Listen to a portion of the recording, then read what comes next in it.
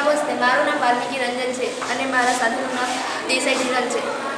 અમે ધોરણ 11 સાયન્સની અંદર અભ્યાસ કરીએ છીએ. અમારો પ્રયોગ નિષેધન પદ્ધતિ છે. નિષેધન પદ્ધતિના 3 પ્રકારો છે: વિભાગીય નિષેધન પદ્ધતિ, નીચા દબાણે નિષેધન અને વરાળ નિષેધન.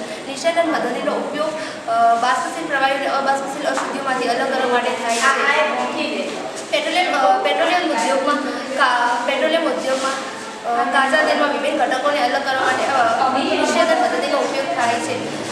સાબુ ઉદ્યોગમાં વધેલી લાઈનમાંથી ગ્લિસરીનને અલગ કરવા માટે પણ આ પદ્ધતિનો ઉપયોગ થાય છે. એને લઈને પાણીના મિશ્રણમાંથી અલગ કરવા માટે આ પદ્ધતિનો ઉપયોગ થાય છે. આ એક ગોળ તળિયાવાળી ફ્લાસ્ક છે. આ ફ્લાસ્કની અંદર બે જુદા જુદા ઉપકરણ ધરાવતા પ્રવાહીને મિશ્ર કરવામાં આવેલ છે: એસિડોન અને આલ્કોહોલ. જેમાં એસિડોનનું ઉત્કલન બિંદુ નીચું છે, જેનો 56 સેલ્સિયસ. જ્યારે આને વોટર મીટરની મદદથી ગરમ કરવામાં આવે છે, ત્યારે એસિડોન પહેલાં બાષ્પમાં રૂપાંતર પામશે, કારણ કે તેનું ઉત્કલન બિંદુ 56 સેલ્સિયસ એટલે કે આલ્કોહોલ કરતાં નીચું છે.